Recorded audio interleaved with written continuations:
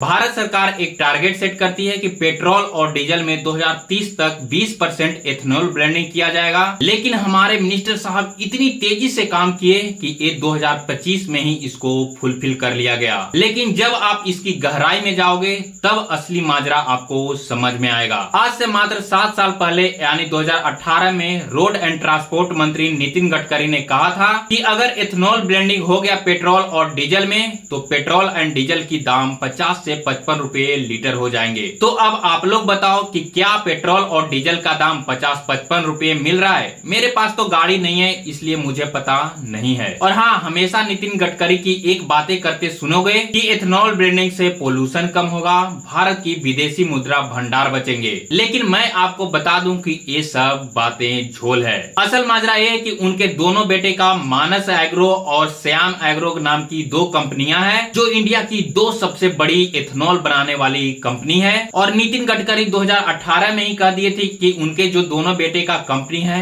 1800 करोड़ का बिजनेस किया है। वहीं नितिन गडकरी और शरद पवार के महाराष्ट्र के विदर्भ वाले रीजन में सैकड़ों ऐसे चीनी मिल है जिसके गन्ने से चीनी बनती है और उसके बाद जो उसके छिलके बनते हैं उसी से एथेनॉल बनते हैं। तो अब आप क्लियरली समझ गए हो कि नितिन गडकरी को इतना एथेनॉल ब्लेंडिंग से प्यार क्यों है और जो काम 2030 तक पूरा करना था वो 2025 में ही क्यों कर लिया गया। और सबसे बड़ी दिक्कत की बात यह है कि उनका पर्सनल प्रॉफिट तो हो रहा है, साथ में यहाँ के जो आम जनता है उनको भारी नुकसान भी हो रहा है। मुझे ये पता नहीं कि हाँ एथेनॉल ब्लेंडिंग करने के बाद वो पोल्यूशन गाड़ी देता है या नहीं, पर इतना पता जरूर है कि उससे 20% माइलेज कम रही है और गाड़ियों का लाइफ आधा से कम हो रहा है। यानी जो गाड़ी 20 साल चलनी थी अब वो गाड़ी मात्र 10 साल में ही रिटायर करना पड़ेगा। और तो और पेट्रोल पंप पर आपको ऑप्शन भी नहीं मिल रहे हैं कि आपको एथेनॉल ब्लेंडिंग वाली ही पेट्रोल डलवानी है या बिना एथेनॉल की। तो अब आपको मजबूरी में ही वही पेट्रोल डलवाना होगा जिसमें एथेनॉल ब्लेंड किया हुआ है और ये सीधा पैसा नितिन गडकरी के